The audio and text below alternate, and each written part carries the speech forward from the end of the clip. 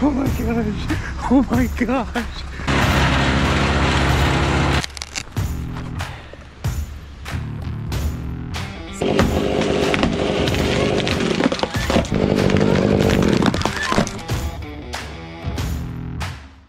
What was that? You just chipped a plastic shovel?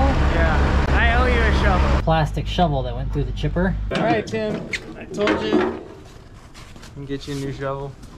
Wow, thanks. Here it is. It lit it, dude. Those black chunks that were in there weren't even the shovel. It didn't even happen. Yeah, all right. It was fake news. It just came right out of the chute in full form. Challenge for today would be not only to strip the limbs as usual, but also to keep the stem in all the way, not like that noise. We gotta keep the stem all the way. That's not what I'm trying to say. What am I trying to say here? Today I'll be stripping out these limbs on this tree right behind me right here. And we're gonna keep the stem long because we're gonna cut it up into 10-foot sections because it's gonna be milled out. Here's the tree between these two buildings right here. Pretty thick canopy. The base is also pretty wide. It's probably at least 5 foot across, which a lot of these cedars usually have a really wide base. So it's gonna be a huge face cut. I put a 3-foot bar on the 500i to make it a little bit easier on me. There's the end of the 36-inch bar right there, that round part, all the way from that end. So that's 3 feet right there. Climb it, strip the limbs out, fall it, cut it in 10-foot sections, and use the little mini here to, you know, position the log somewhere where it's convenient for the customer. Right here. We're gonna put them right here. We might use some of this dunnage here to fall the tree on. I'm afraid these are just like 4x4s. I think it'll probably crush all of those, but... What do you guys think? Leave a comment. You could always leave a comment, tell me what you think, but you're gonna see in the video. I think it's probably gonna break them, but... But if you leave a comment before it gets to that point in the video, then you're technically gonna be right, so. Dang. Which key is it? These locks, this style of locks are always crappy. This is my favorite. That's the part. click. That should be unlocked. Click. The click. That's the click. Dang, look at that exhaust. I do like how they did that. It reminds me of like, it's just a little 4-cylinder, you know? Like a little race. K20, Yeah, boom, boom. coming out of the fender. Sheesh. Just a little 4-cylinder. I've been shooting this 10 ounce and it's been getting stuck in the tree every single time. So this is like maybe a 14 ounce, 4 ounces. That makes a big difference. So I think I'm gonna just keep using the heavier throw ball. It's starting to rain. Last tree I did, I shot the line and the whole bunch of rope or line came right up into the tree. It was gone. Oh, I'm on the front of the tree. That'll still work. Oh shoot.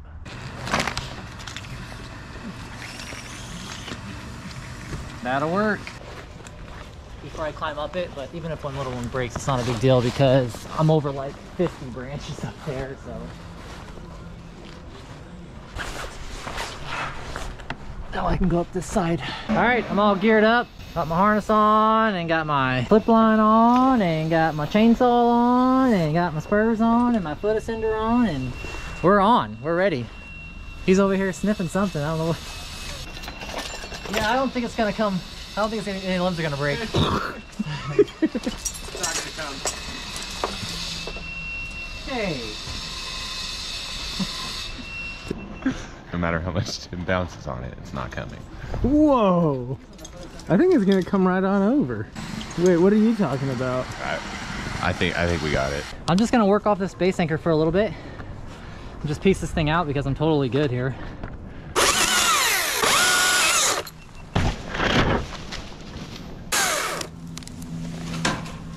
We're just gonna rig these down with friction over other limbs. We won't use a porter wrap or anything. Yeah, I'm on this one. Okay. I'm just gonna peel it down so it comes down controlled. Okay. This rope is soaking wet. So now I'm just gonna do that a bunch of times. Dang it. This thing's gonna be wet if I'm not taking care of it. This limb could reach the top of that roof, so I put this rigging line out farther, and that way it'll come down less and less distance. I don't know if that makes sense or not. Perfect. Eventually it will come down. There it goes. Perfect example of a limb that's really long and if it swings down it can hit this roof. So I need to get this rigging line way out there so it's less drop on the limb. So I'll put a face cut in this and try to steer it out there more too.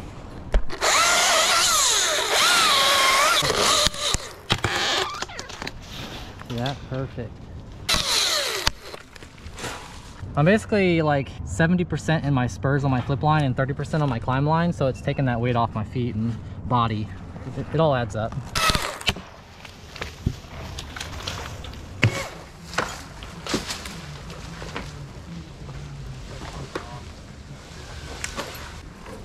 Just pull it back. Yep.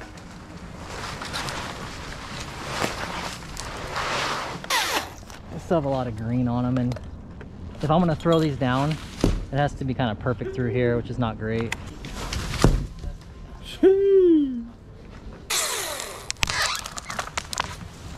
They're still good.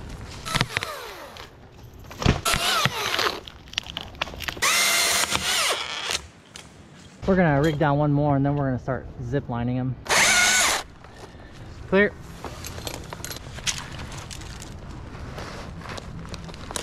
Now I have to put this other end on an anchor. We can use that limb that's over already. Slings on these. You can probably hold these. Wow. It's like the lowest level of zip lining right here. Anybody could do this. I'm just base anchored up here or limb anchored, and we're just straight shot right there. Not a steep angle, not super high. Anybody could do that. Just get the slings. They're down there having a good old time. You guys ready to work? All right, you got 4 on.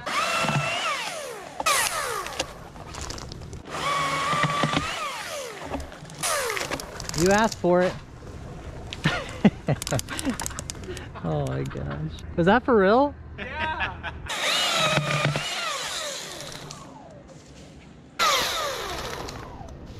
Would be easier anchoring off the skid.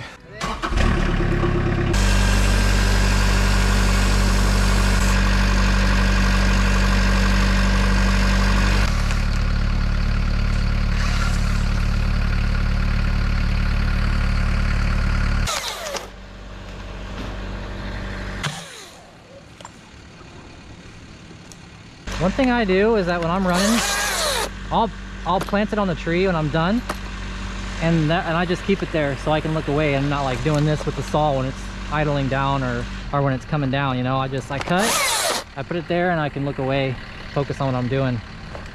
That's just like a little technique that I kind of started doing on my own. I didn't see anyone else doing it, but it just made sense to me. I don't know if anybody cares about these tips or if they're gonna do them, but I'm just talking about it. So you're not just sitting at me cutting limbs with no communication here. Do it now.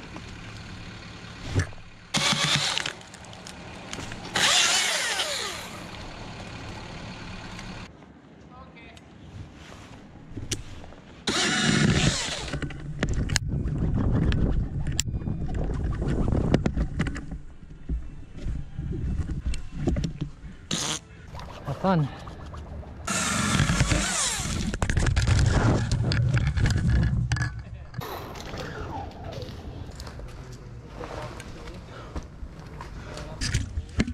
Kind of reached the point where it was going over the limbs right here.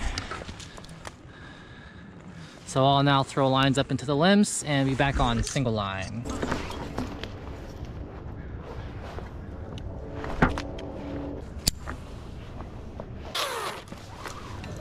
I actually do prefer zip lining over rigging. It's also just easier. So much easier. Less communication. I can literally just do my own thing. They're just waiting for me to give them the thumbs up. But, you know, it's not back and forth, up and down with the rope and trying to get limbs untangled. It's just very simple. They're getting the rope, or they're getting the limb off of the rope down there and capturing the sling, and I'm just slinging up the next one. I mean, it's so simple. As I'm looking at this, getting ready to cut these limbs, I don't like how this rope is so close here where I want to cut it. It's kind of awkward. So what I can do is sling this next one above it and pull this rope out to it. And now I got some clearance right here to work with. Just kind of thinking outside of the box.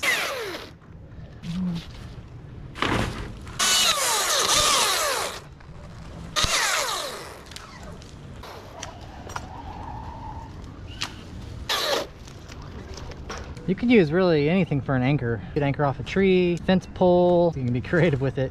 A couple guys can hold it. I even considered using like one of those screw anchors that you go into the ground with for like, they're like 2 foot. You just screw them in.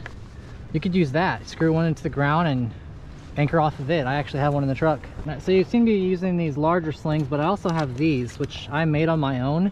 These are like soft loops. They're still rated for, I don't know, a couple thousand pounds. And then these are little just snap carabiners rated for 12 kN. But these little guys I created, put together off Amazon.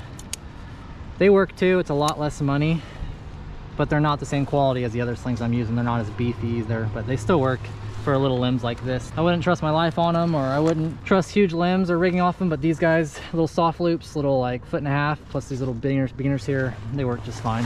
Here's an example. Kind of do the exact same thing. You're on.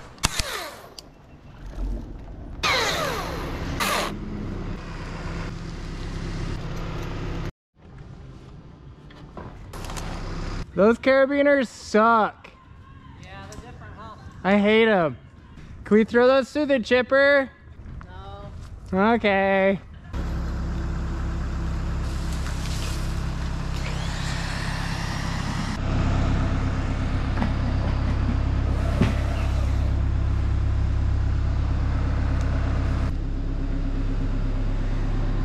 Oh my gosh. Oh my gosh. Okay, that wasn't very exciting. I think they're gonna start chipping, and I'm gonna move the system all the way up here while they do that.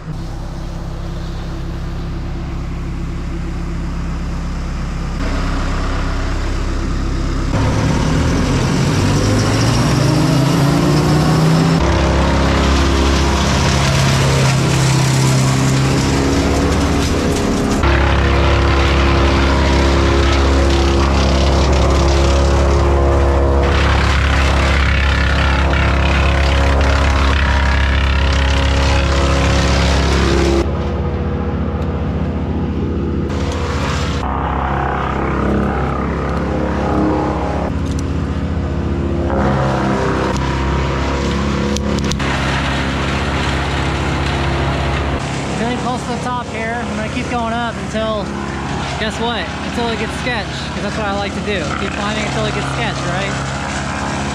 Now, I want to keep the top small because we want to save this wood here. So I don't want to, you know, go too crazy at the top, make a big top, and then lose a big piece of salvageable wood, because we're going to fall this whole stem at the end. For those of you wondering, you know, what I trust my tie-in point on, this is still healthy up here. Lots of all new growth. It's a good piece of wood. I'm tied in, my fingers are touching in the back, and they barely overlap. Well, they actually overlap completely in the front. My thumbs overlap completely. So that's what I trust my tie-in point on this type of tree, straight up and down. Hopefully that answers one of your questions.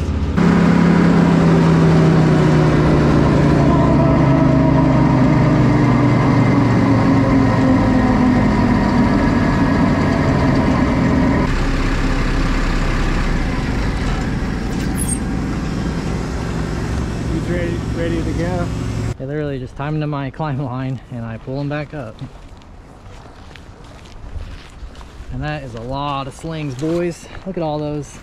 So now from here, the system's all set up. I got the ropes going all the way up to the top of the tree. So all I have to do is put slings on these limbs and send them.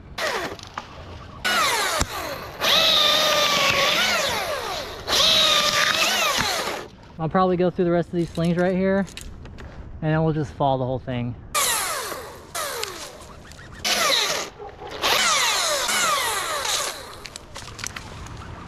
Whoa!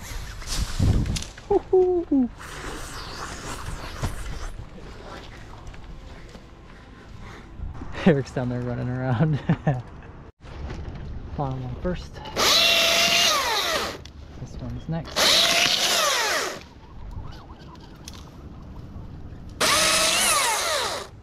Just drop this one straight down.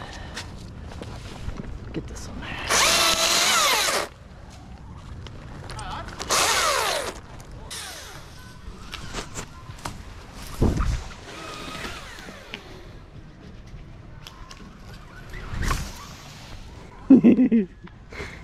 Dos chichis. These are my favorite. Wow, that was exciting, guys. Well, I guess this is the end of our video. What?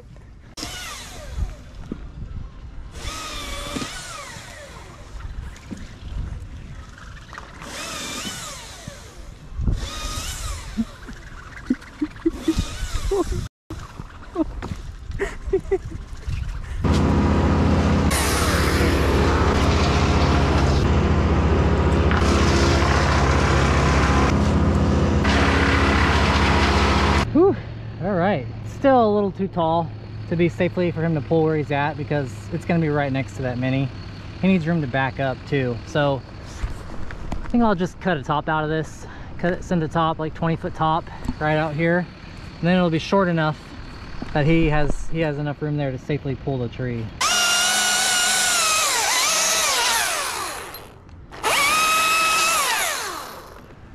Pretty good face cut. Let me fix it a little more. All right, here we go.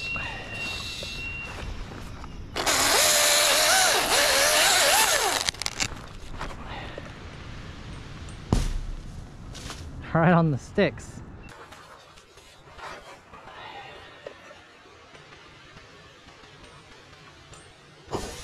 So I'm gonna put this pull line in it just for safety, because we're around houses and there's no reason not to be safe when doing this. I'm gonna go down a little bit further where it's not so noodly, and we'll put a line in it, and then I'll go to the bottom, put a face cut in it, back cut, and we'll pull it over. Yeah, I just prefer not to put it in the front right here, because then it just buries it. Position this in the back right here.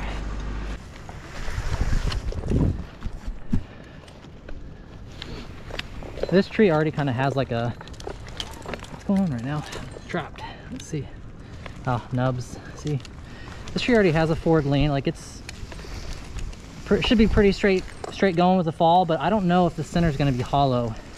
If the center is, and on these cedars it is a lot, I'm going to have half as much hinge wood as I expect. That's wide. Got these 4x4s all set up. Hope they don't go flying. Hopefully I can put the tree perfectly on them. We'll find out.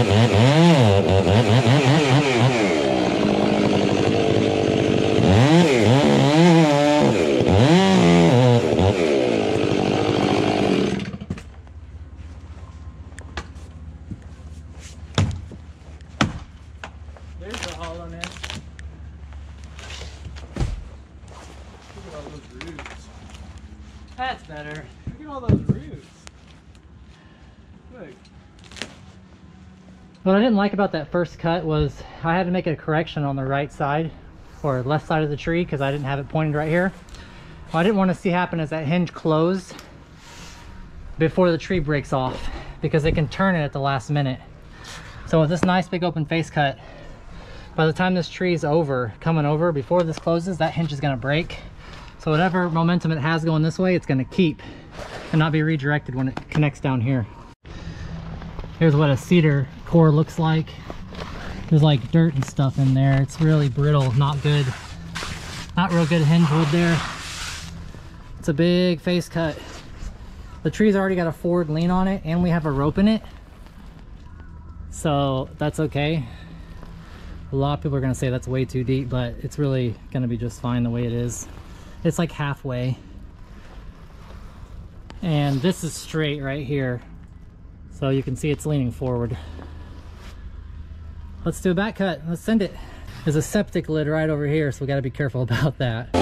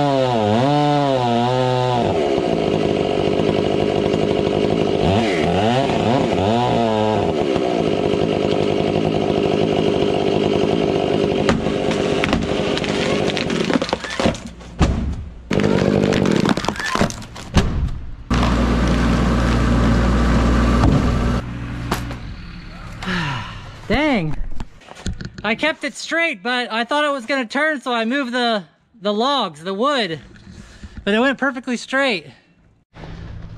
So the hinge, it was straight with this wood right here, but I was afraid, I did want to keep it more this way, so I kind of kept, my bar wasn't also, look, there's the end of the 36-inch bar right there, that round part, all the way from that end. So that's 3 feet right there. I kept this little corner piece on here just for security to keep it going towards the house. And it was enough to actually pull the tree to redirect it to the left a little bit. It's that part right there. Otherwise it would have been, it's lined up right there. So, that's the way it goes sometimes. I mean, that's pretty good either way. We're doing 12s? 12s.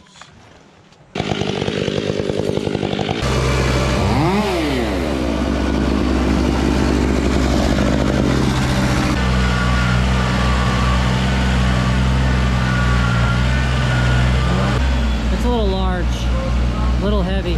This is all going to be made into lumber. He just pushed it with his claw right there. He just pushed it sideways. We won't get it to go towards the house anymore, but at least he's got it straight this way. So I'll have to low stump this. But as you can see here, this job's pretty much wrapped up. So I guess I'll go ahead and end it and say thanks for watching. Went pretty well. I didn't nail the landing at the end, but at least it didn't hit these buildings that I was between the whole time, and it didn't hit the house either. So, you know, I'm not mad. I am not mad. So, thanks for watching, guys. See you on the next one. What is this?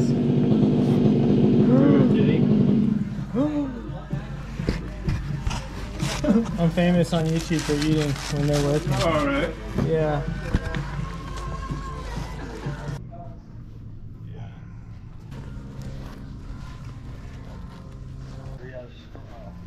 retail season, you know. Yeah.